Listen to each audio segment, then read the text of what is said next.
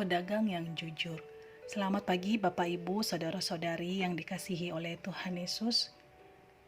Renungan firman Tuhan pada hari ini terambil dari Amsal 11 ayat 1. Neraca serong adalah kekejian bagi Tuhan, tetapi ia berkenan akan batu timbangan yang tepat. Kemarin pagi adalah jadwal saya belanja kebutuhan pokok. Ketika saya menerima uang kembalian dari salah satu pemilik toko yang saya tuju, saya kaget karena uang kembaliannya terlalu banyak. Namun pemilik toko tersebut berkata, "Tidak, kembaliannya sudah benar," sambil ia menunjukkan uang yang tadinya saya berikan kepadanya.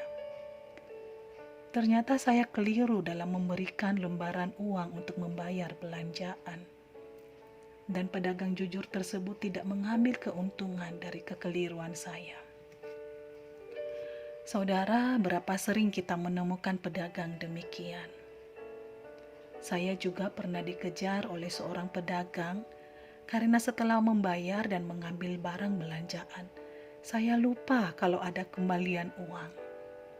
Tidak banyak uang kembalian tersebut, namun ia berusaha untuk mengembalikannya.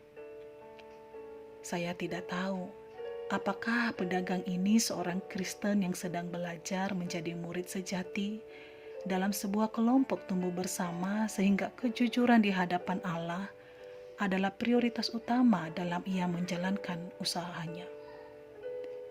Entahlah, dia mungkin seorang Kristen biasa, namun berusaha mempraktikkan perintah Allah yang terutama, mengasihi Allah dan sesama. Mungkin dia juga bukan seorang Kristen. Mungkin dia tidak pernah mendengar dan membaca firman Tuhan.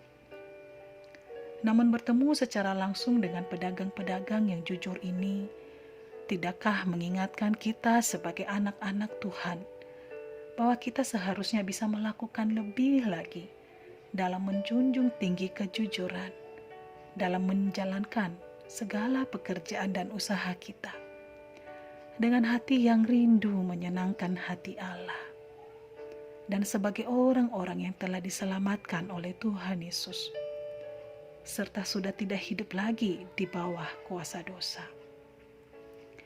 Di bagian Amsal yang lain, yaitu Amsal 16 ayat 8, firman Tuhan berkata, "Lebih baik penghasilan sedikit disertai kebenaran daripada penghasilan banyak tanpa keadilan."